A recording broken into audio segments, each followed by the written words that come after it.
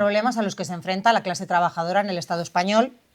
El domingo participábamos de una masiva manifestación, ¿no?, que congregó a más de 150.000 personas en el centro de la ciudad para denunciar esta situación, pero también señalar la responsabilidad del gobierno, de los bancos, de los fondos buitre y de los grandes tenedores de vivienda, que son quienes en última instancia pues, están haciendo beneficios obscenos, ¿no?, de una crisis que mantiene a cientos de miles de personas pues, tratando de sobrevivir a los precios de los alquileres y de las hipotecas, ¿no?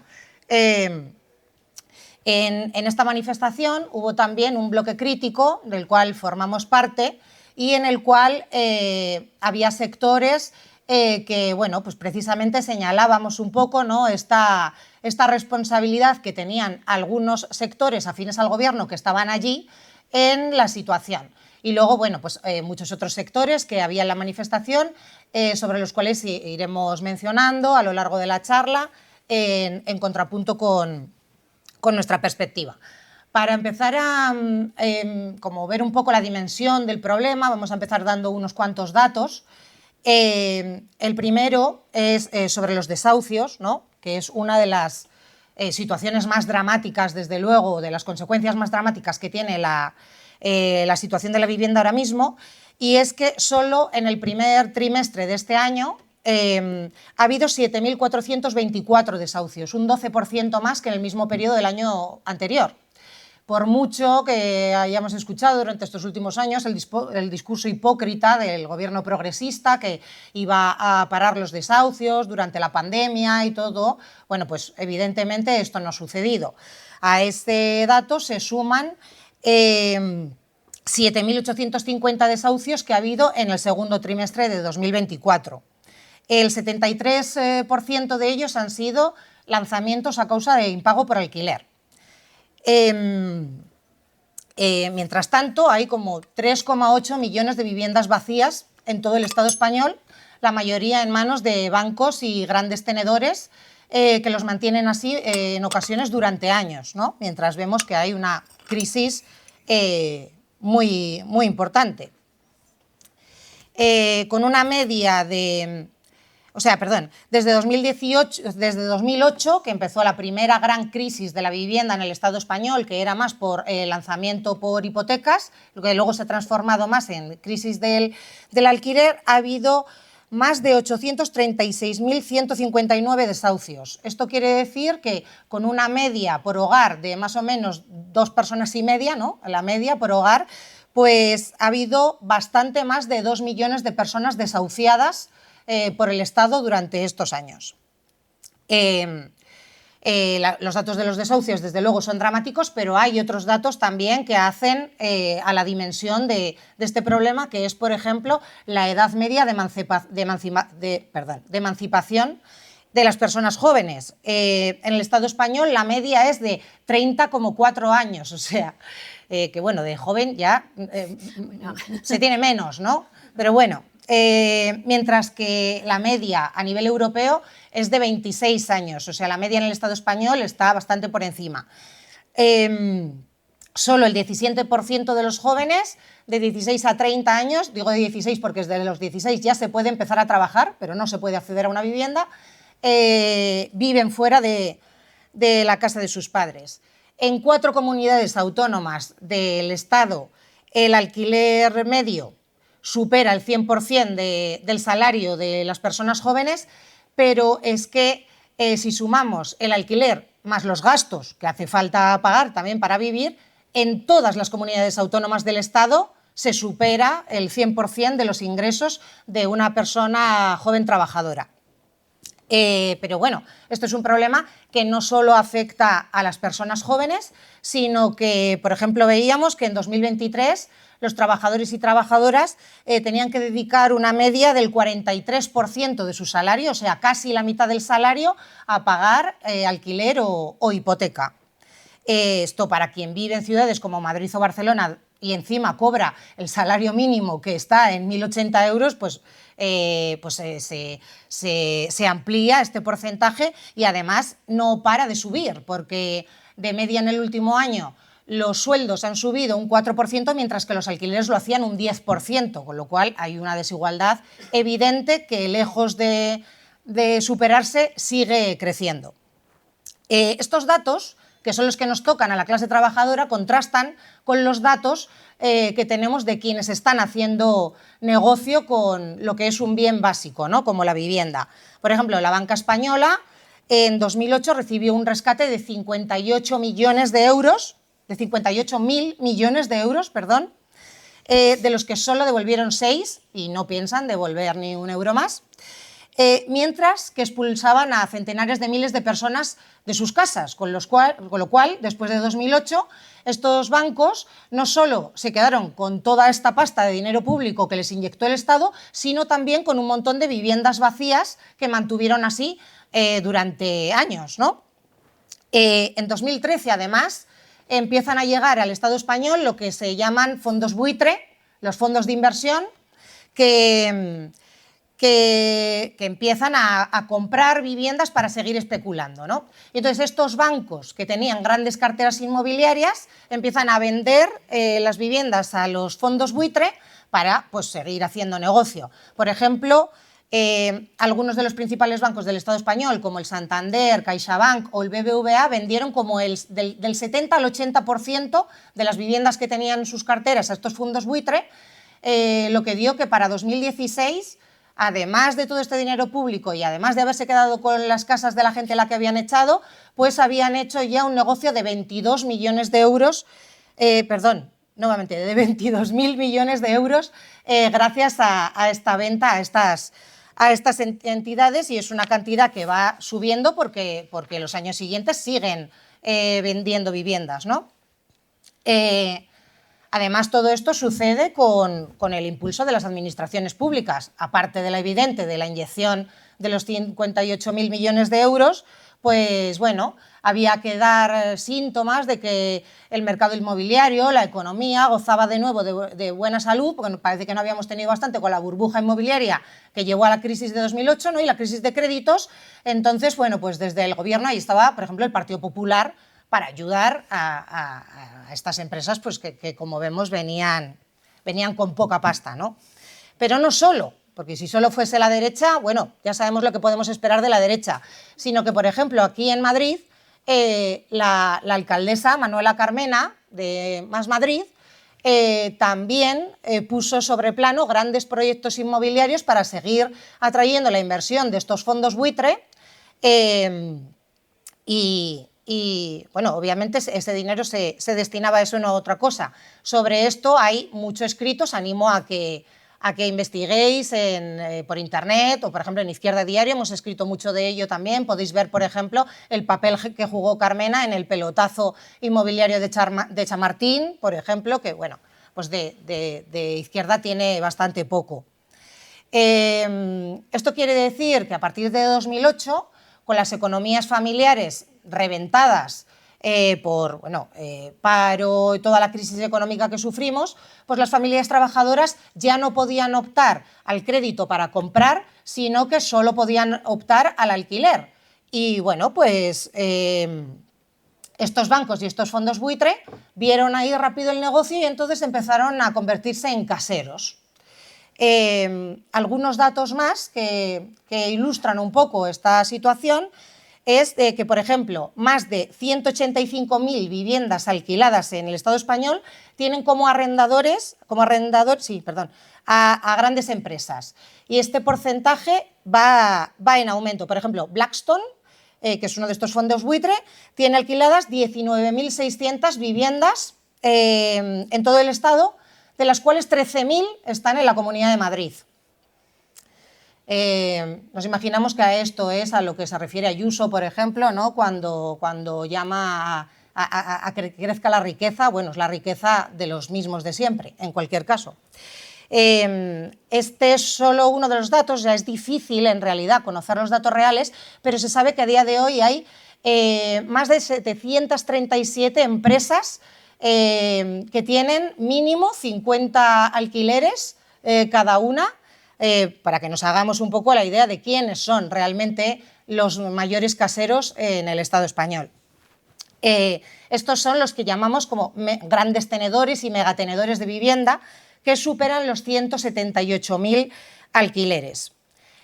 Bueno, contra estos grandes tenedores son contra los que se organizan también las asociaciones, las agrupaciones de vecinas, de personas que luchan en el movimiento de vivienda y a los que enfrentan, ¿no?, con bloques en lucha, con distintas medidas que iremos comentando. Estas entidades lo que hacen es comprar bloques que tienen gran interés especulativo. Por ejemplo, en Lavapiés vemos unos cuantos bloques en lucha, ¿no?, bloques en el centro de la ciudad, que hay una gran demanda para echar a toda la gente que vive ahí, subir un montón los precios del metro cuadrado, y esto lo que hace al final es que mediante esto pues suben el precio de la vivienda. Nos hemos quedado a oscuras. En toda la ciudad y también en la periferia, no solo en el centro de la ciudad. Porque no se verá nada. Y el la micro luz. se ha cerrado. Ah. Para poner esto un poco más íntimo. Sí. Ahora que estamos en confianza. Claro, ahora os contamos. Ahora algo viene más. lo bueno. Ahora viene lo bueno. Toda la facultad, fantástico. Alguien ha sido hablar de BlackRock y de repente... Por lo que sea, mencionar a Ayuso. Ayuso, ha sido Ayuso, claro. Bueno, esto lo que es un mecanismo básico de especulación. Así es como hacen que suba el precio de la vivienda en general. Y bueno, este es solo un ejemplo que queríamos introducir el marco de la discusión un poco, ¿no?, porque mientras hay una verdadera crisis habitacional, donde tratan de como repartir la responsabilidad, pero en realidad lo que hay son unos pocos que hacen beneficios multimillonarios, ¿no?, con esta crisis, y es importante que sepamos quiénes son y ponerles nombres y apellidos. Y bueno, una vez hecha un poco esta introducción, mi compañera ahora va a pasar a plantear un poco también cómo, tanto desde la derecha como desde la izquierda reformista, tratan de abordar esta cuestión. Pues a eso voy. Nada, lo primero daros las gracias, que a mí me encanta siempre volver aquí, a mi facultad y a mi universidad, y que es un gustazo, y que gracias por organizar esto y por invitarnos, y a todas por venir, aunque nos hagan boicot desde la Comunidad de Madrid, o no sé muy bien. Los grandes tenedores. Los grandes tenedores. Nada, como ha dicho Irene, a mí voy a hacer como 2 intervenciones, nos vamos a seguir turnando, y en esta me gustaría plantear sobre todo pues 2 elementos importantes, ¿no? El primero es esto que ha comentado Irene de, bueno, ¿qué han hecho los gobiernos mientras tanto? Porque es algo que está en el centro del debate. Estos días lo habréis visto en todos lados y en la Mani, como un cuestionamiento muy fuerte a que dicen palabras bonitas o que les preocupa mucho la vivienda. Hay hasta memes, ¿no?, con Yolanda Díaz diciendo, me preocupa mucho la vivienda, y le responden, ojalá estuvieras en el gobierno, ¿no?, para hacer algo al respecto. Bueno, esto es una gran discusión y luego hablaremos un poco también de la derecha. Ya ha adelantado alguna cosa Irene, y bueno, la clave es esto, que hay una diferencia entre lo que dicen y entre lo que hacen abismal, porque sí que tienen una retórica un poco social, ¿no?, como si les preocupara la cuestión de la vivienda, y plantean además que están tomando medidas. La cosa es que las medidas que ha tomado tanto el gobierno anterior como este no han servido absolutamente de nada. Y además es que no hace falta investigar mucho para verlo, porque, bueno, lo primero es que el PSOE se encarga de dejarlo claro permanentemente. No sé si os acordáis de la mítica frase que dijo Ábalos cuando era ministro de Transportes y Agenda Urbana del PSOE, que dijo, la vivienda es un derecho, pero también es un bien de mercado. Pero no, lo segundo imposibilita lo primero. Si es un bien de mercado y estás haciendo negocio, no es un derecho. O sea, lo que estaba diciendo era eso, ¿no?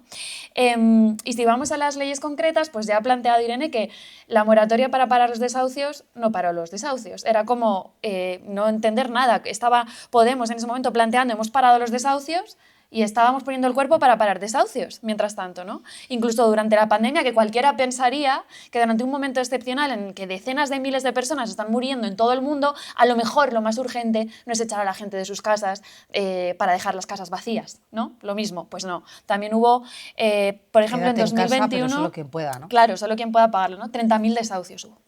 Y luego la famosa ley de vivienda, también aprobada con el PSOE y Unidas Podemos, el objetivo era regular el mercado de alquiler.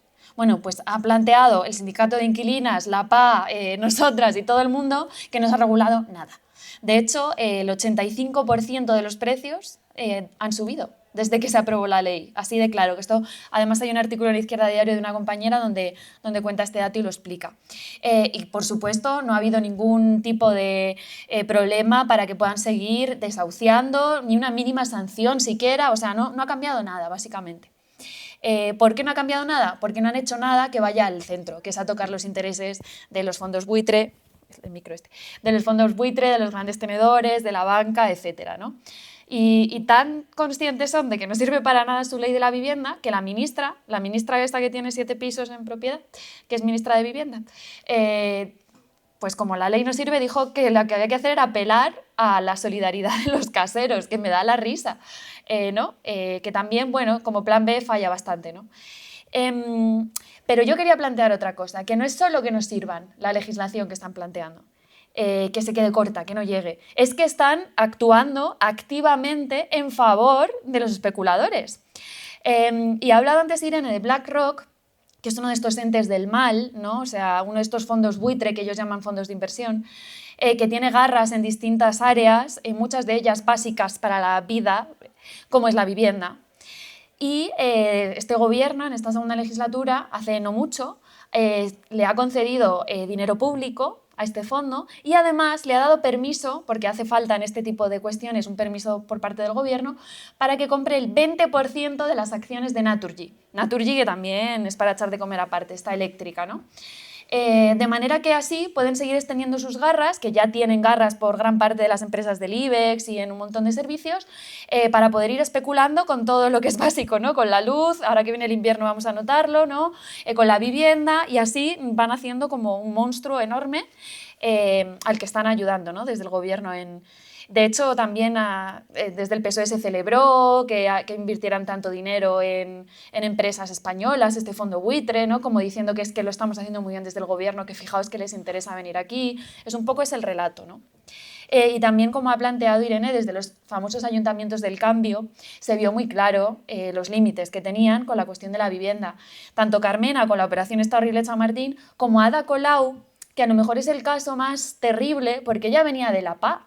Ella, supongo que la conoceréis, que era una activista de las más importantes y conocidas de la PA, y cuando ella entró, como denunciaron, sobre todo desde la PA con mucha fuerza, al ayuntamiento, continuaron los desahucios. Y no solo eso, sino que avanzaron operaciones especulativas varias con su firma y defendiéndolas, ¿no? Entonces, bueno, creo que queda bastante claro que por ahí no va la solución, ¿no? Y de hecho, pues es algo que cada vez se está planteando desde más sectores y como estábamos comentando en la manifestación y en los medios, en las redes sociales, ya es como casi un sentido común prácticamente. Aquí no nos van a resolver nada. Por otra parte, quería plantear esto de la derecha. ¿Qué hace mientras la derecha? Pues aprovecharse, como siempre. Cuando hay un problema básico, una cuestión que atraviesa a las mayorías, como puede ser la situación de la vivienda en este caso, y desde el supuesto progresismo no se le da una respuesta, no se atiende a esa necesidad básica, la derecha viene a aprovecharse de ello, con un discurso absolutamente hipócrita, claro. Intentan, lo que decimos es capitalizar ese descontento que hay y llevárselo ellos.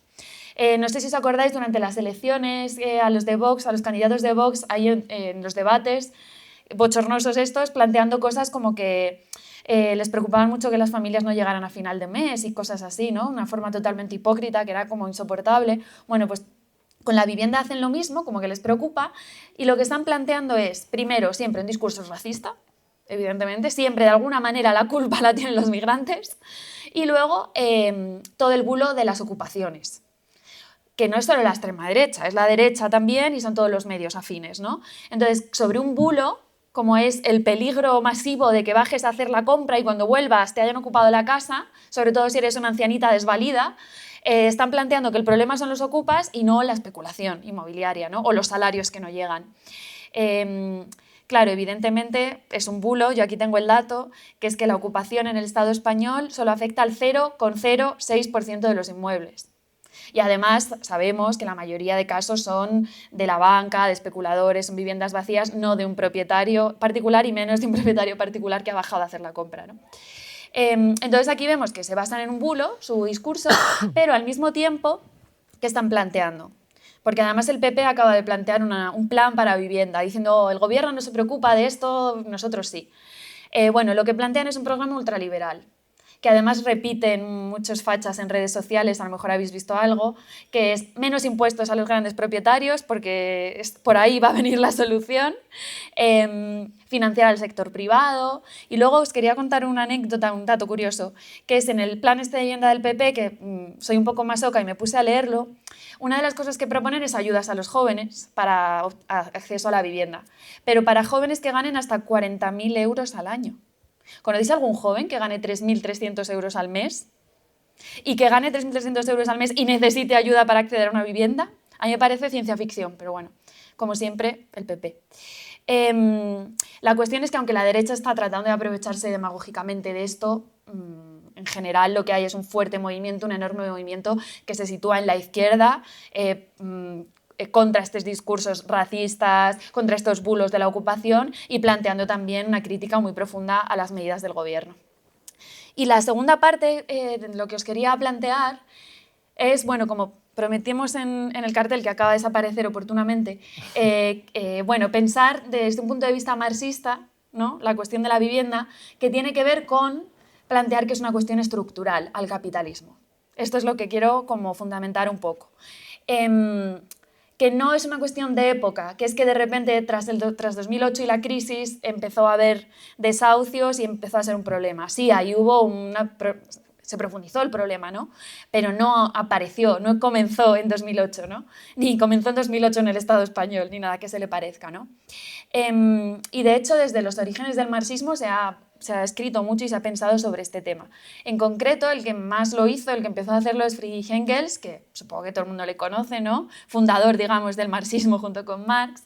Y ya en 1845 escribió su famoso La situación de la clase obrera en Inglaterra, donde sí que hace descripciones muy claras de cómo era la situación de la vivienda para las familias trabajadoras, que leyéndolo, por otra parte, te recuerda a algunas zonas del mundo actuales. Y luego escribió en 1873 el folleto Contribución al problema de la vivienda. Ahí donde se mete un poco a analizarlo, en discusión con otros sectores que estaban hablando también sobre este tema. Y entonces, a partir de este folleto os quiero plantear 3 ideas. Iba a decir rápidas, pero 2 rápidas y una menos rápida. Bueno, la primera cuestión es, ¿qué es esto del problema de la vivienda? Para hablar claramente.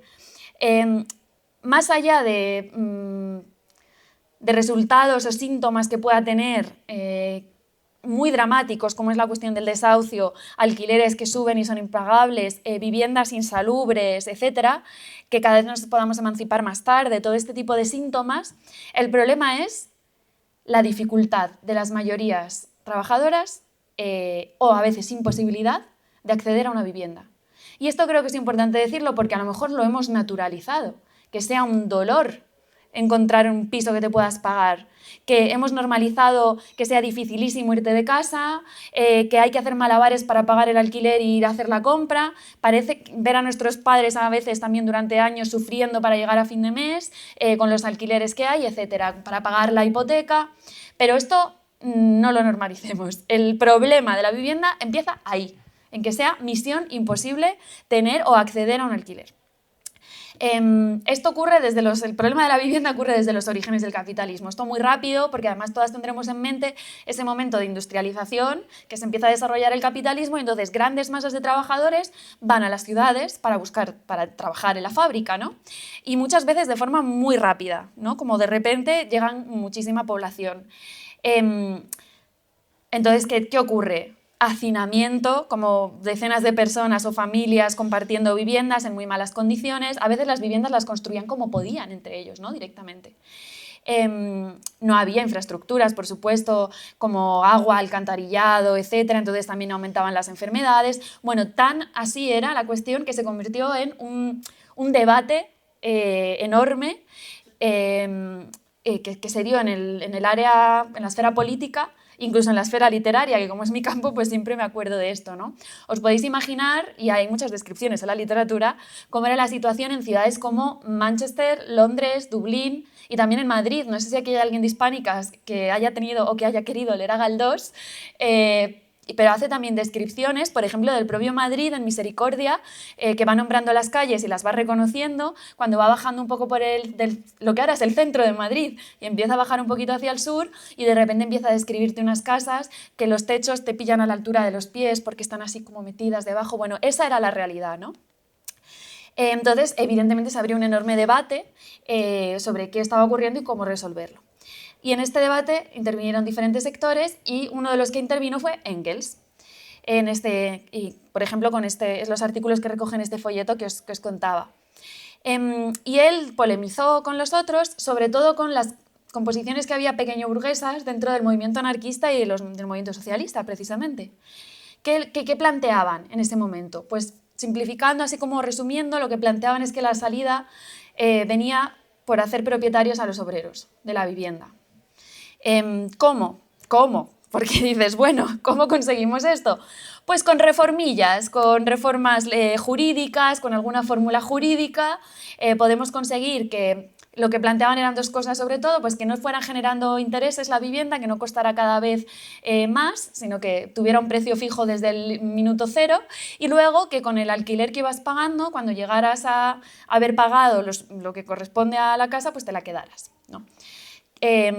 Claro, aquí hay un poco algún problema que otro, ¿no? Por ejemplo, Engels, que se ríe, es un poco irónico a veces y se ríe un poco, y decía, pero vamos a ver, si yo un trabajador está en una fábrica y de repente le echan o le mandan a otro lado, primero, estaba viviendo en una casa compartida con otros 20, o sea que lo que él estaba comprando de esa casa con su alquiler era media habitación, o no sé. Y además, de repente eso, le mandan a otro lado, tiene que volver a empezar de cero en la siguiente y así.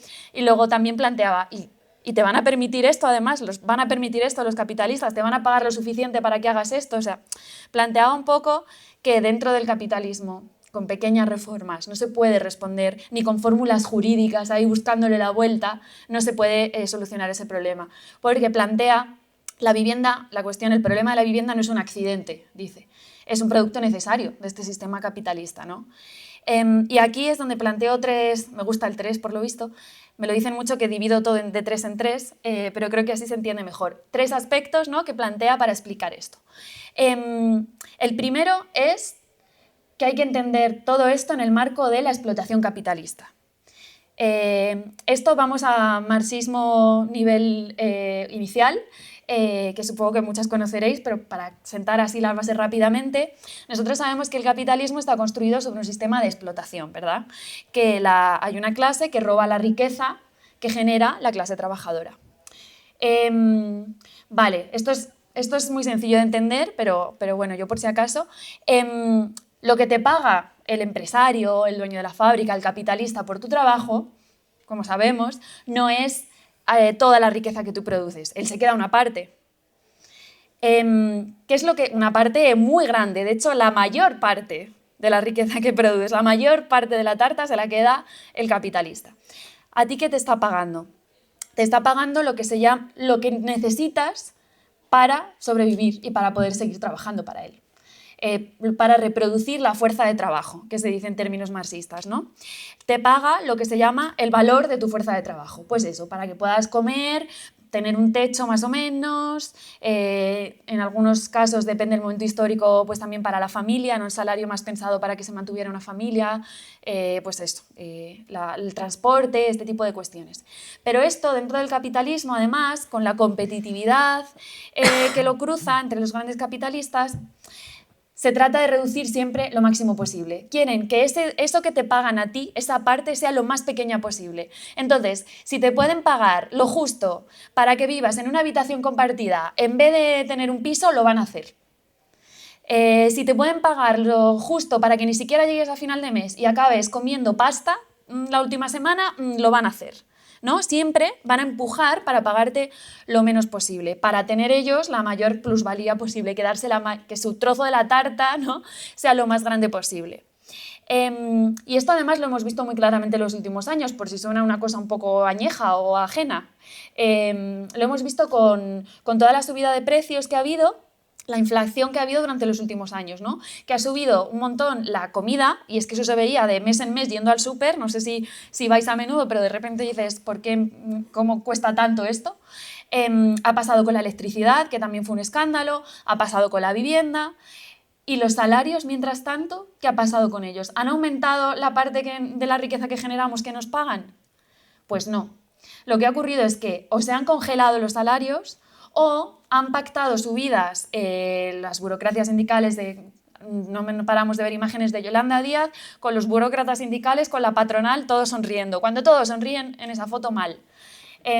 Y lo vendían como subidas, porque a lo mejor te han subido un 2%, pero es una bajada, porque si el precio de todo está subiendo un 10%, si a ti te suben un 2%, en realidad te están bajando un 8%. Matemáticas básicas, ¿no? Que intentan que no nos demos cuenta, pero es bastante evidente, ¿no? Por ejemplo, aquí en la Comunidad de Madrid, los alquileres en los últimos 10 años han aumentado un 106%. Ya es una locura. Creo que los salarios un 106% no han subido, ¿no? Bueno, pues ahí es donde están ellos apretando siempre. Entonces, pensar que vamos a conseguir que esa parte del salario que nos pagan los capitalistas sea lo suficiente como para poder comprar una casa, que por ahí va a venir una solución al problema, sin cuestionar, ¿no?, cómo funciona, sin cuestionar la explotación, pues parece bastante utópico, ¿no? Los jefes no nos van a pagar lo suficiente para comprar una casa ni nada que se le parezca. Esto no quiere decir que en algún momento dado sí que haya una apuesta porque nos endeudemos para comprarnos una casa, porque aquí ocurrió además en España durante una época, 90-2000, esto que contaba un poco Irene, de que se empezó a dar hipotecas para que se comprara una casa a las familias también trabajadoras. Claro, esto hay varias cosas que decir al respecto. Primero, puede tener un sentido intentar pasivizar o hacer conservador a un sector de la clase trabajadora al que más ingresos tiene, eso es un elemento. Hay otro elemento que hay que introducir aquí, que es, vamos a ver, no tengamos una visión del capitalismo occidental, o sea, hay partes del mundo donde esto no ha ocurrido, o sea, la mayor parte del mundo, Asia, África, América Latina, esto del acceso a la compra de una casa está fuera de toda posibilidad de pensamiento para las mayorías trabajadoras. Entonces, la mayoría no puede ni acceder a créditos, ni comprarse una casa, a veces ni un alquiler. Hay millones de personas que viven en condiciones terribles, hacinadas, y además todas conocemos casos, favelas, etcétera, ¿no? Entonces, eso también me parece importante. Y lo tercero es que esto se hizo para el negocio de la banca y de las constructoras, que se forraron con el mecanismo que ha explicado antes Irene, ¿no?, quedándose con la pasta, con la casa, las familias en la calle o endeudadas, porque algunas mantuvieron la hipoteca y ahora están endeudadas haciendo malabares para poder pagar la hipoteca, ¿no? Entonces, esto me lleva al segundo aspecto que quiero plantear, que es el tema de las crisis en el capitalismo y lo que tiene que ver con la vivienda. Y se ve muy claro en 2008, que cada vez que hay una crisis, y las crisis vienen cíclicamente dentro del capitalismo, en este caso en 2008 cientos de miles de personas perdieron el trabajo, perdieron ahorros y muchas perdieron su casa. Justo entre 2008 y 2013, 500.000 de desahucios solo por no poder pagar hipotecas. Entonces, evidentemente, cada vez que hay una crisis, aumenta, vuelve a ponerse otra vez, vuelve a subir el problema de la vivienda, ¿no? Se recrea, se vuelve a generar esa profundización de la dificultad de acceder a una casa, a un alquiler, etcétera, ¿no? Y el tercer elemento que quería plantear muy rápido, y ya cierro esta parte, es algo que también a lo mejor habéis oído o habréis pensado porque hay algo irracional en grandes ciudades como Madrid. Y no digo ya otras megalópolis que hay por ahí, ¿no? Y es que también otro fenómeno en el capitalismo es esa concentración de la producción dentro de grandes centros urbanos, dentro de grandes ciudades, ¿no? Se concentra la producción, los mercados para los productos, la infraestructura necesaria para producir, también otro tipo de trabajos que tienen que ver con servicios para esa población. También, y esto es otro gran melón, pero lo voy a dejar solo ahí, todos los modelos turísticos que suelen estar concentrados en el mismo tipo de centros urbanos. Todo esto que hace que haya una concentración muy grande de la clase obrera en los centros urbanos, mientras hay un vaciamiento y falta de servicios de lo que se suele llamar la España vacía o la España vaciada, como para poner el centro en que eso no está ocurriendo de manera por elección, ¿no? Hay fachas últimamente también que me están diciendo, bueno, pues si no puedes alquilar porque no te llega, búscate 3 trabajos, como hizo mi padre, me dicen a menudo, que es como, bueno, pobre tu padre, ¿no? Que tener que buscar 3 trabajos para tener un alquiler, vaya normalización de la hiperexplotación salvaje y de la precariedad. Pero otros me dicen, vete al campo a vivir. Y también habrá que plantear, ¿pero dónde está el trabajo? A lo mejor no encuentro trabajo donde tú me estás diciendo, además tú me estás diciendo que me vaya a vivir, ¿no? Entonces, en realidad, para resolver este problema que pasa por encima de límites físicos, ambientales, sociales, que genera atascos brutales. No sé si visteis las imágenes estas que se han hecho virales del centro de Madrid, no sé cómo se resolvió eso, sinceramente, porque parecía absolutamente imposible. Contaminación, que también en Madrid eso por desgracia sabemos un rato, y en muchos otros lugares. Alquiler empieza a subir, los servicios también, hay falta de espacio, a veces es un dolor encontrar un piso, una habitación, y no solo por el precio, sino porque no hay en muchas ciudades europeas, por ejemplo. Entonces, es totalmente irracional. Y resolver esto requeriría también todo, no un pequeño cambio, sino pensar el desarrollo urbano, espacial, de una manera absolutamente diferente a como se está pensando hoy, en vez de en términos de acumulación capitalista, pues en términos de necesidades sociales y del medio ambiente y etcétera, ¿no? Y esta idea la retomaré luego al final un poquito. Ahora dejo a Irene explicando un poco lo que planteamos en concreto con respecto a la cuestión de la vivienda para empezar a resolver el problema. Sí, bueno, pues se me oye bien, ¿verdad? Para pensar un poco qué programa y qué estrategia pensamos desarrollar, o sea, cómo pensamos desarrollar esto desde una perspectiva del marxismo revolucionario, vamos a hacer como un recorrido con los principales debates que hay hoy dentro del movimiento de vivienda, que si bien es un movimiento heterogéneo donde hay distintas sensibilidades, distintas agrupaciones y todo, pues los debates como mayoritarios han sido dos, fundamentalmente, aunque haya otras posturas. Por un lado, tenemos ya desde que tiene más de una década de recorrido y todo, ¿no? Porque ya empezó con la crisis anterior, un sector en el que podríamos ver representado a la plataforma Afectados por la Hipoteca, a Stop Desahucios, hace unos pocos menos años también los sindicatos de inquilinas, que apuestan por construir espacios de lucha colectiva basados en la autoorganización. Para de esta manera pues, enfrentar las consecuencias que imponen los caseros, que pone la especulación, etcétera, ¿no? Y pues, se centran pues, en tratar de parar desahucios y de enfrentar este tipo por ejemplo, las subidas abusivas de los alquileres, ¿no? Pues estas consecuencias inmediatas que tiene la crisis de la vivienda. Al mismo tiempo que pelean por algunas reformas en defensa de las condiciones de las mayorías sociales, ¿no? Por ejemplo, exigir que haya alternativa habitacional para las personas que son desahuciadas, limitar estos aumentos abusivos o las cláusulas abusivas en los contratos de alquiler, este tipo de cuestiones, ¿no? Estas cuestiones son las que desde el marxismo se denominan demandas mínimas, es decir, demandas que no implican de por sí un cuestionamiento directo de la propiedad capitalista. O sea, que se pueden hacer sin acabar con el capitalismo, digamos, ¿vale? Entonces, esto trata de hacerse, pues eso, a través de la autoorganización, como pues, con un ejercicio de presión para lograr algunas reformas legislativas que hagan un poco menos duras las consecuencias de esta crisis de la vivienda, ¿no? Por ejemplo, también vemos en Cataluña han hecho, ¿no?, la regulación de los alquileres habitacionales, el ponerle un poco de coto al Airbnb y todas estas iniciativas y así, ¿no? Pues esta sería esta pelea por las demandas mínimas.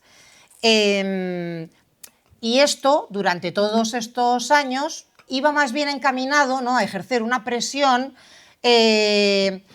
por ejemplo, por izquierda al PSOE, ¿no?, confiando en estas nuevas organizaciones políticas supuestamente de izquierda, ¿no?, como como Podemos, como Sumar, etcétera, ¿no? Pensando que quizá a través de ellos se podría conseguir pues, que esas demandas llegasen a integrarse en la legislación.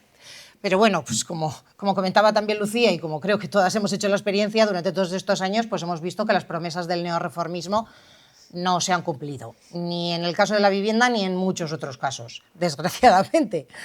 Entonces, bueno, pues hay una parte de este sector, ¿no?, que ha hecho una experiencia con el gobierno supuestamente progresista, el anterior y el de ahora, de que no parece ser que esta gente vaya a ser la que vaya a resolver el problema de la vivienda y, bueno, pues ha hecho una experiencia y demás y ahí pues empiezan a plantear otros métodos de lucha, otros programas, ¿no?, como, por ejemplo, el planteamiento de la huelga de alquileres. El otro día, por ejemplo, en la manifestación veíamos al sindicato de inquilinas que lanzaba, ¿no?, la consigna, por ejemplo, de se ha acabado el tiempo de los políticos, que a todos nos sonará, expresando de alguna manera pues, esa desilusión en que vaya a ser esta gente la que se vaya a encargarse de solucionar el problema. Lo que pasa es que al final pues, toda la acción está dirigida en realidad a presionar desde la calle, ¿no?, a los gobiernos y fuerzas políticas reformistas que están en el gobierno. Lo que en el plano estratégico, esa sería un poco la cuestión táctica, en el plano estratégico lo que expresa un poco es que de alguna manera sí que hay como una esperanza en que el capitalismo pueda gestionarse de una manera más amable, de que podamos ir minándole un poco el poder a los capitalistas y a su Estado, porque es un Estado capitalista, no es un Estado neutro el que tenemos, desde sus propias instituciones, ¿no? Un poco más a la izquierda, no ya esperando, sino como presionando, pero bueno, sin cuestionar, digamos, que el sistema productivo y económico en el Estado español siga siendo el capitalismo. Nosotras reivindicamos la lucha de estos sectores y, de hecho, desde Contracorriente somos parte, tratamos de ayudar, de poner el cuerpo, como decía antes Lucía, en paradas de desahucios o en otro tipo de iniciativas, dando voz también con el diario y todo. Y además que nos parece que hay algo fundamental que han puesto estos sectores sobre la mesa, que es la necesidad de la autoorganización, al margen de las instituciones y demás, que es básico y fundamental y lo compartimos con todo. Pero nos parece que hay que pensar también el debate estratégico en el campo de la vivienda y en cualquier otro, ¿no? Es por esto que hacemos un poco pues, esta diferencia entre el límite que nosotros le vemos a este posicionamiento estratégico. Estos movimientos sociales, además, hay que decir que han sido de los más represaliados y perseguidos por la ley Mordaza, que también este gobierno maravilloso y el anterior iba a derogar, pero que no se lo espera, por mucho que hagan propaganda, ¿no?, y hagan cambios cosméticos en la propia ley. Bueno, esta gente se ha comido multas, juicios donde han tenido que enfrentar penas de prisión, acoso, bueno, la policía de Marlaska metiendo infiltrados en los movimientos de vivienda, ¿no?, etcétera. O sea que precisamente por esto pensamos que no es solo una cuestión de resistir, porque el Estado siempre puede más, ¿no?, ni de tratar de que el capitalismo sea gestionado de una manera un poco más amable, sino de ver cómo hacemos para acabar con él.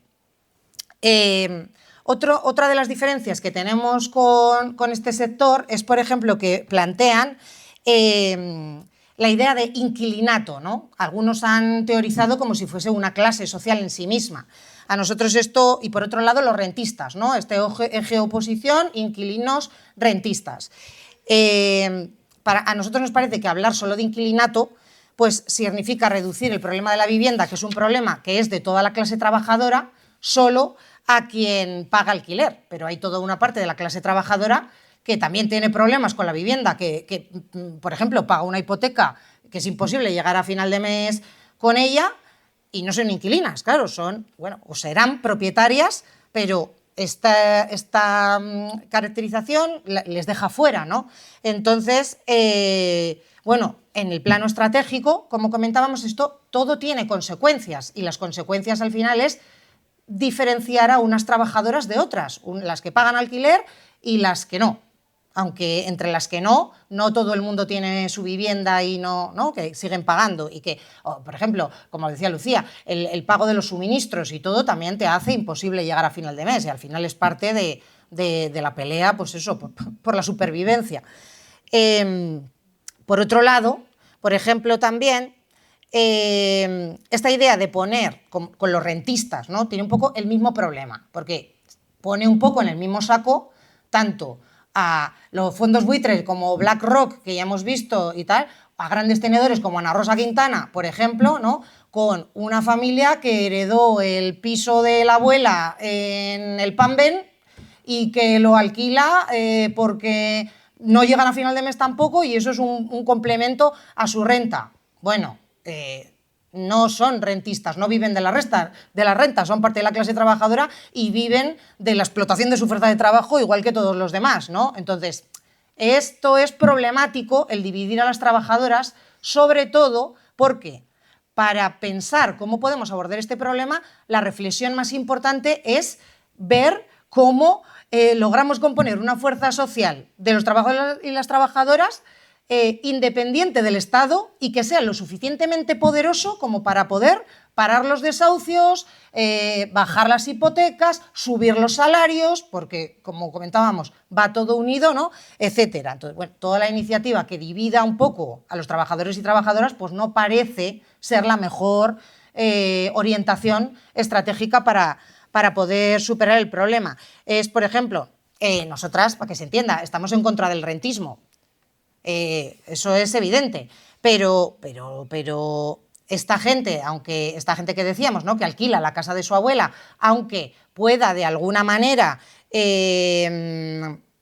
recrear las consecuencias de la especulación, no son quienes monitorizan esa lógica. Es un poco como si dijésemos que el tendero migrante de la tienda de la esquina tiene la misma responsabilidad que el señor Roig, dueño de Mercadona, en lo que ha subido el precio de la botella del aceite de oliva, ¿no? Pues bueno, no es lo mismo. Y tener esto en cuenta no significa no dar una salida desde la independencia de clase, que a nosotras nos parece fundamental, al problema de la vivienda. Al contrario, nos parece que pelear por el control del mercado de alquiler para los inquilinos, eso da una respuesta inmediata a la escalada de precios, traten de... O sea, y pone límite a todos aquellos que quieran hacer negocio con la vivienda, sean grandes o pequeños arrendadores, ¿no? Por ejemplo, plantear que los alquileres y las hipotecas no superen un 20% del salario de un trabajador o una trabajadora, pues, y ligar la bajada de los alquileres a la subida de los salarios, es una medida que ayuda mucho más a unificar las filas de la clase trabajadora, a unificar a trabajadores hipotecados, a inquilinos, etcétera, ¿no? Parece como una medida que le vendría bien al conjunto de la clase trabajadora y, por tanto, por la cual podría pelear la clase trabajadora de conjunto. Sobre esta necesidad, que es fundamental, de unificar el conjunto de los sectores populares bajo un programa que, desde nuestro punto de vista, tiene que hegemonizar la clase trabajadora, me lleva a plantear el otro gran posicionamiento que hay dentro del movimiento de vivienda, que principalmente está encarnado por el movimiento socialista, ¿no? La visión con la que intervienen en la pelea por el derecho a la vivienda, digamos, parte de un eje, digamos, socialista, ¿no? Digamos, por entendernos, lo sintetizan un poco en ni alquileres, ni hipotecas, ni deudas, vivienda gratuita, universal y de calidad bajo control obrero. Obviamente, quienes nos definimos como socialistas revolucionarios coincidimos con este sector en dos aspectos fundamentales. En primer lugar, que no hay vía reformista con la cual se pueda solucionar el problema de la vivienda, porque, como comentaba Lucía, es un problema estructural al capitalismo en sí mismo, que no se puede separar del modo de producción y de consumo. Y en segundo lugar, que no hay que pararse en la lucha por la vivienda, sino que hay que desarrollar un programa por una perspectiva socialista para la superación del capitalismo. Pero aunque acordamos en esto, la pregunta fundamental sigue siendo con qué programa, con qué estrategia y, sobre todo, con qué fuerzas organizadas es posible avanzar en esa dirección, ¿no? En la que todas estamos de acuerdo. ¿Cómo lo hacemos? Y antes de entrar más en profundidad, a mí me gustaría mencionar un debate histórico que hubo en el marxismo, y que es la división entre el programa mínimo y el programa máximo. Este fue uno de los grandes debates estratégicos en el marxismo a nivel histórico, y esta separación fue establecida por el programa de Erfurt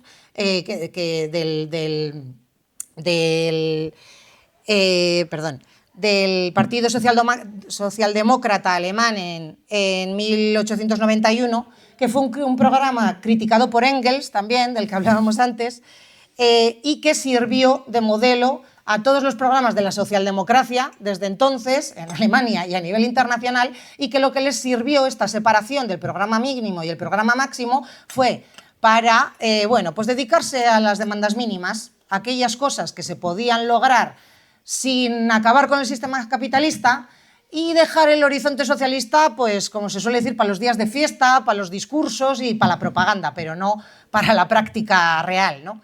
Y quería mencionar esto precisamente porque este posicionamiento del movimiento socialista me parece que reproduce un poco esa misma lógica de separación entre el programa mínimo y el programa máximo, pero justo dándole la vuelta, ¿no?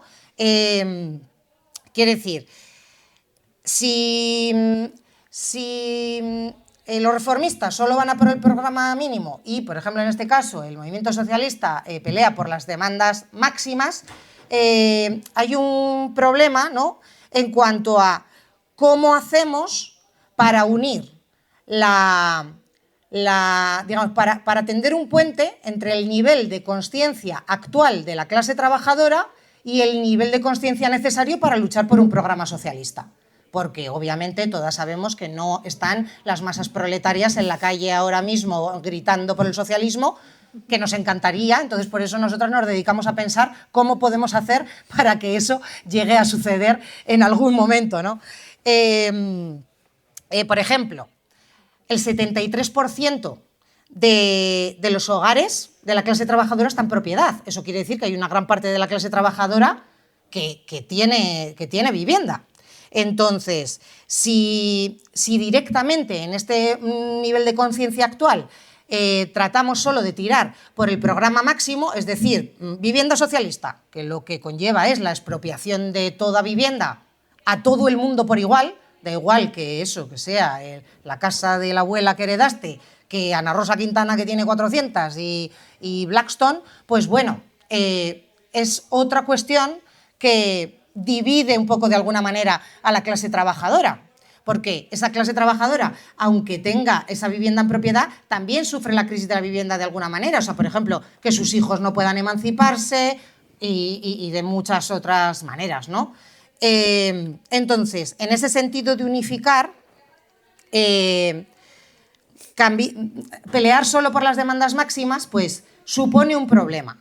De hecho, ayer, por ejemplo, compañeros del movimiento socialista publicaban en El Salto y demás, y parece que empiezan a cambiar su posicionamiento respecto a esto, cuestión de la cual nos alegramos. Por ejemplo, respecto a la bajada de los alquileres, que podría ser una de las demandas mínimas, pero que nos parece fundamental, porque hay una gran parte de la clase trabajadora que va a estar de acuerdo con que se baje el precio de los alquileres, aunque bajando el precio de los alquileres, desde luego ya sabemos todas que no se acaba con el capitalismo. Pero bueno, es una demanda tras la cual pelearían grandes sectores de la clase trabajadora. Y nos alegramos de que cambien un poco el posicionamiento en este sentido, porque si no, pues esto no dialogaría demasiado, ¿no?, con el nivel de conciencia actual que tiene la mayor parte de nuestra clase.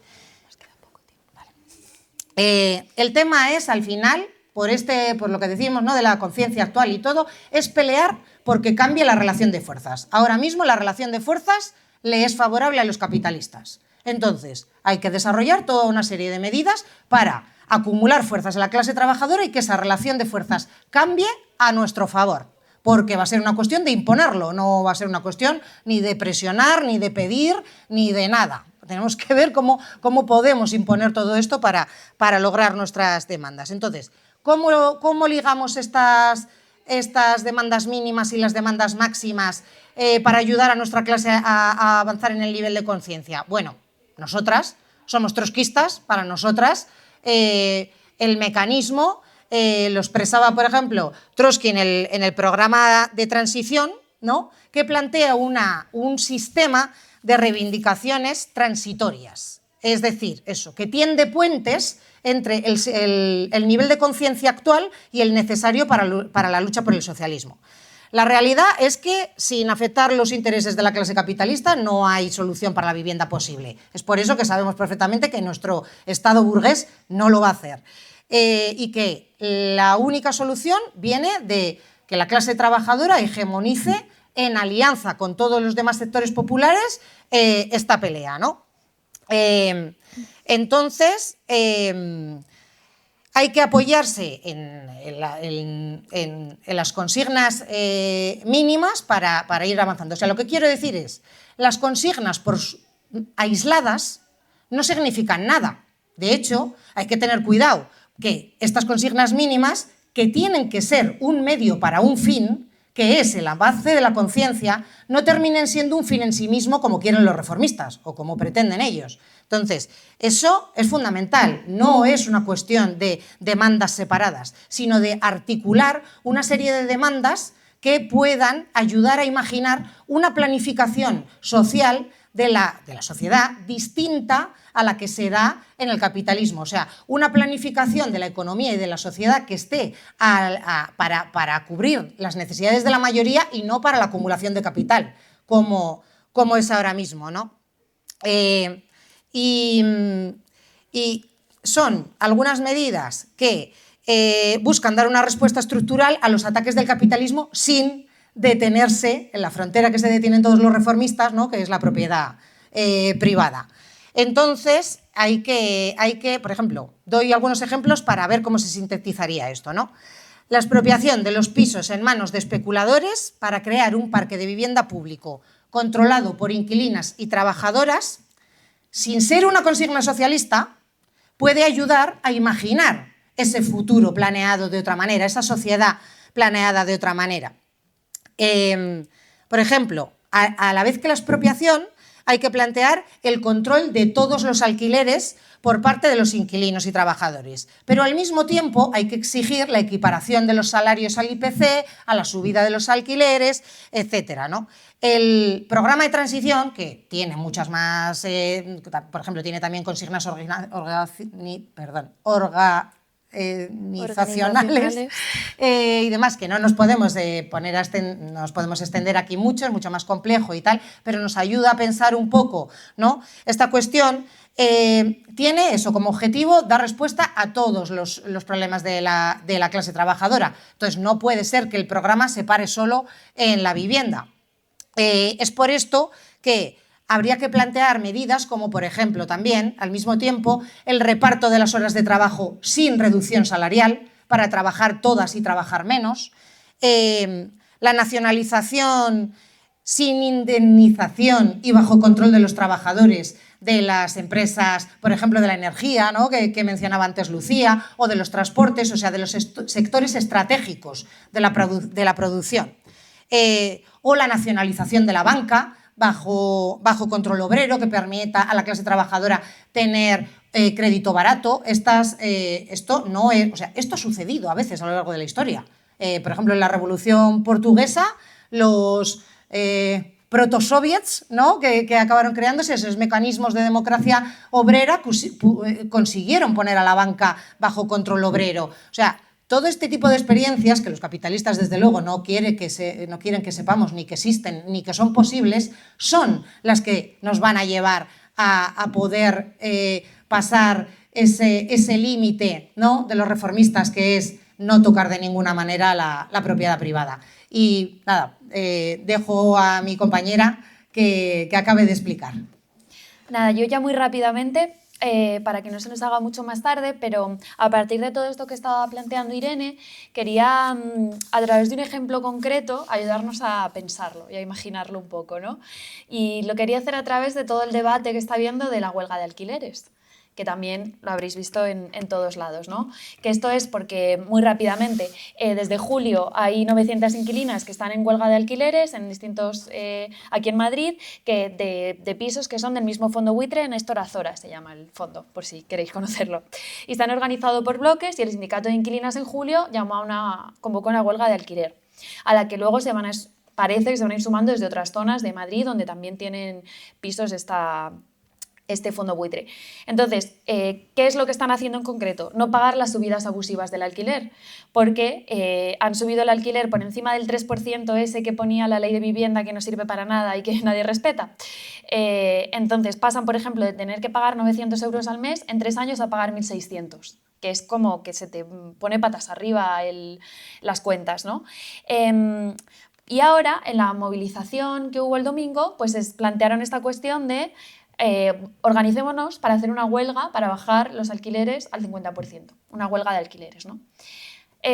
Bueno, pensando esta idea un poco más, yendo hasta el final, lo primero que hay que decir es que evidentemente esta huelga de alquileres supondría un alivio para la inmensa mayoría de las casas de clase trabajadora que les cuesta pagar el alquiler muchísimo, ¿no? Teniendo en cuenta que hay que gastarse más del 60% del salario en alquiler aquí en Madrid, pues nos hacemos una idea. Por otra parte, esto que comentaba Irene, de que esta propuesta viene lanzada desde sectores que ya plantean que no se puede esperar a que el gobierno nos conceda nada, ¿no? Que hay que avanzar porque ellos no van a tocar los intereses de los grandes capitalistas. Y también el tercer elemento, siempre tres, la cuestión de la autoorganización, ¿no? Que lo plantean como tenemos que organizarnos para hacer esta huelga de alquileres, que también es clave para poder lanzar este desafío, ¿no?, al gobierno y a los propietarios. Entonces, pensando sobre la huelga de alquileres, podemos ir a algunos ejemplos que ha habido en la historia. Yo solo voy a comentar uno muy rápidamente, porque bueno, nos toca de cerca, ¿no? Que es una huelga de alquileres que hubo en 1931, impulsada por la CNT, que impulsó comités de defensa económica, se llamaban, que eran organizaciones donde en los barrios los inquilinos se organizaban para hacer una gran huelga de alquileres, ligado a toda una lucha obrera que había, porque era un momento de una gran crisis, con muchísimos despidos, había un 40% de desempleo en el sector de la construcción, esto lo impulsan desde el sector de la construcción de la CNT, entonces ligan toda la lucha por el trabajo y contra los ataques que estaban sufriendo laboralmente, a también esta lucha, que va de la mano, de no podemos pagar los alquileres y exigimos que se bajen un 40% y denunciamos que los especuladores están enriqueciendo a nuestra costa. Que nos suena, ¿no? Un poco Pues esto es lo que hicieron. Pero la lección que podemos sacar de esto, y también de otras huelgas que ha habido, como en Baracaldo en 1905, en Tenerife en 1933, no es fácil encontrar información, pero con un ratito y ganas se acaba encontrando un poco, es que para que esta cuestión de la huelga de alquileres no sea solo un pequeño alivio temporal para unos pocos, o incluso si se consigue imponer que sea solo una medida aislada, para poder utilizarlo como una herramienta de lucha que de verdad nos permita avanzar y que se pueda llevar a cabo y que de verdad consigamos bajar los alquileres, expropiar las viviendas de los especuladores vacías, etc., hay que ampliar esa autoorganización, tiene que ser mucho más amplia, y eso pasa, como decía mi compañera Irene, por extender la lucha, es decir, tomando demandas de otros sectores. Si unimos esa exigencia de bajada de alquiler a la de subida de salario, que además no solo sirve para aumentar nuestras fuerzas y que se sumen más sectores, sirve también porque ¿no creéis que nos van a bajar el salario si se baja el alquiler de manera conjunta? Que de repente lo que va a pasar es que al mes siguiente van a empezar a pagar menos, porque pueden reducir la parte de la riqueza que generamos que nos pagan a los trabajadores, evidentemente, ¿no? Igual que sabemos que el bono de dinero que ha planteado Pedro Sánchez como supermedida para la juventud, para pagar el alquiler, va directamente así, tal cual, al bolsillo del dueño que te va a subir el alquiler, ¿no? Como se ha denunciado en todos lados. Pero también es una manera, unir estas demandas, de tener más fuerzas, porque para esto hace falta tener fuerzas suficientes para imponerlo, no nos lo van a regalar. Y otro elemento es que para poder llevar hasta el final esta huelga de alquileres, pues habrá que exigir a las grandes burocracias sindicales que no mueven un pelo, que como mucho van a la mani un día con un cartelito, que llamen a un verdadero plan de lucha por todas las demandas del movimiento de la vivienda, que se organicen en los centros de trabajo, de estudio, en los barrios, porque de verdad, como vimos históricamente, cuando se han podido llevar adelante estas huelgas que de verdad consiguieron, como en Barcelona, esta huelga, no os había dicho que era en Barcelona, esta huelga de alquileres del 31, que consiguió que hubo ciertas bajadas, que hubo ciertas conquistas, confluyó con toda la fuerza de la clase trabajadora y con sus métodos de lucha, con su huelga, parando la producción, porque así es como de verdad se puede avanzar. Y quería poner un último ejemplo que ha mencionado muy rápido Irene para ayudarnos a imaginar y porque está relativamente cerca, que es en la Revolución de Portugal, en la Revolución de los Claveles, que es hace nada en realidad si lo pensamos históricamente y además aquí al lado, para que no nos digan que es algo lejano ni del pasado. Y es que allí se organizaron comités de moradores, ¿no?, que se llama, que eran enormes asambleas de vecinos. Vamos a imaginarnos esto haciéndolo aquí, por favor. Enormes asambleas de vecinos confluyendo con los trabajadores que estaban organizados, con enormes procesos de lucha, con huelgas generales, no de mentiras simbólicas, huelgas generales que lo paraban todo, centros de producción parados durante días, asambleas masivas, se organizaban para resistir la represión. Y entonces empezaron, como había unas condiciones de vivienda terribles, empezaron a ocupar viviendas, primero de la administración, digamos, y luego también privadas, que estaban vacías, pero también empezaron a ocupar centros de producción, por ejemplo. Había falta de medicamentos, pues se pusieron en la industria farmacéutica, como los trabajadores son los que saben parar y saben poner en movimiento, y entonces se pudo poner a disposición medicamentos que eran necesarios, ¿no?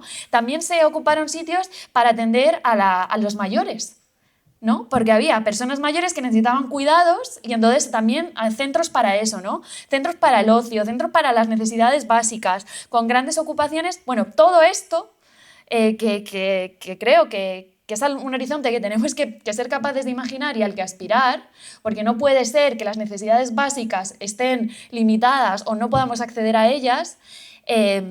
Bueno, es así como se consigue, ¿no? Con esa fuerza y buscando esa confluencia. Entonces, esa es nuestra pelea permanente.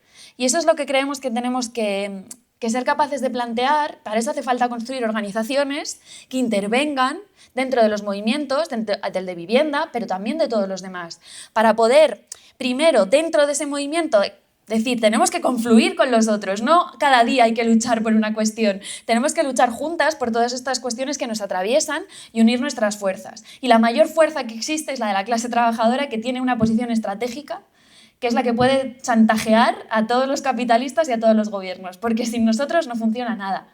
Pero también somos nosotras las que podemos ponerlo todo en funcionamiento de otra manera. Entonces, también la cuestión es cómo llevamos estas demandas hasta el final y cómo hacemos para que todas estas luchas cotidianas en las que participamos y que nos atraviesan, las podamos poner en función de construir esa fuerza necesaria para imaginar y para construir otro horizonte, ¿no?, que sea superior y que de una vez destierre este capitalismo absolutamente irracional que nos quiere ir sacando poco a poco la vida, que genera guerras, crisis, que ahora está permitiendo y financiando y enriqueciéndose con un genocidio brutal en Palestina, y quería también plantearlo porque además la misma banca que nos desahucia es la que está haciendo negocio con los palestinos asesinados y asesinadas. Ser capaces de imaginar eso, pues nosotras hablamos desde la CRT de un socialismo desde abajo, un socialismo que se construya desde abajo con la fuerza de las mujeres, de la clase trabajadora, de la juventud, de las compañeras migrantes, que plantee una sociedad algo tan básico y tan racional, si lo pensamos, como en la que decidamos democráticamente las grandes mayorías en función de los intereses sociales de la mayoría, del medio ambiente y no del enriquecimiento de una panda de parásitos que viven a nuestra costa y que están destruyendo el planeta, ya de paso, ¿no? Que tengamos todas vivienda de calidad, porque la hay. Lo que pasa que es un bien de mercado, como muy bien decía este señor del PSOE, ¿no? Porque vosotros os imagináis que si decidimos de verdad entre todas las mayorías trabajadoras y vamos a decidir que haya pisos vacíos mientras hay gente que está en la calle. ¿no? O sea, es como impensable, ¿no? Ese es el horizonte por el que peleamos. Y yo creo que también ahora que se está discutiendo tanto de la cuestión de la vivienda, no nos quedemos en querer arrancar pequeñas conquistas que además nunca terminan de llegar y si nos la dan luego nos la quitan. Que seamos capaces también de recuperar la energía, la posibilidad de imaginar y las ganas de organizarnos y de militar para tener esa perspectiva que si no luchamos por ella nosotros, nadie nos la va a regalar. Y con esa idea quería acabar.